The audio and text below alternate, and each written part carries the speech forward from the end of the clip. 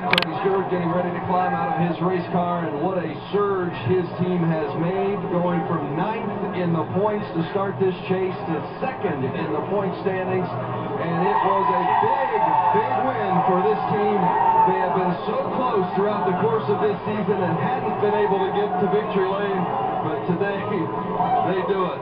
And I know you weren't feeling so good yesterday, but this makes you feel better, I'm sure. How big is it to start the chase with a win here today? It's huge. I had a migraine all day yesterday, so I'm kind of glad we didn't race. But, man, this Office Depot Mobile 1 Chevy was awesome. And all of our partners with Burger King and Coca-Cola and U.S. Army, Tornadoes, El Monterey, Haas Automation, all these guys. We've had a rough year, so this is a good way to start it off. Congratulations. Tony Stewart has now won a race for the 13th consecutive season. Terrific day for Tony Stewart, and really needed.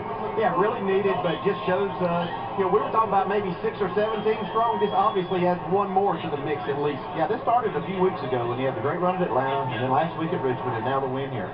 Now, with all the cars running out of fuel on the last laps, and some other things that were going on, like Matt Kenseth getting that push, NASCAR says Kenseth will become the first car 1 lap down by getting that assistance on the last lap. And with all the people running out of fuel, right-hand column, look at where they finished. Jimmy Johnson went back to 10th, Kyle Busch to 23rd, Matt Kenseth to 21st. And that does include that Kenseth penalty, by the way. And again, NASCAR will go back and review again the scoring to be sure with everybody running out of the last lap, but that's what we've got at this point, and we think that's going to be a pretty accurate picture as we head off to New Hampshire next Sunday. New Hampshire, Dover, Kansas, Charlotte, Talladega, Martinsville, going to have some great racing as we decide this championship. Hope you'll join us at the racetrack. That's how, NASCAR.com/tickets. And of course, all the telecasts. ESPN, with the exception of the Saturday night race from Charlotte, which will be on ABC. Race 1 of the chase, a final thought? Lived up to all the expectations right there. That was incredible, and I think we've got 9 more just like that. I know, it did live up to the hype, and the hype is that these strategy races are in play for this chase, and you better be ready for them.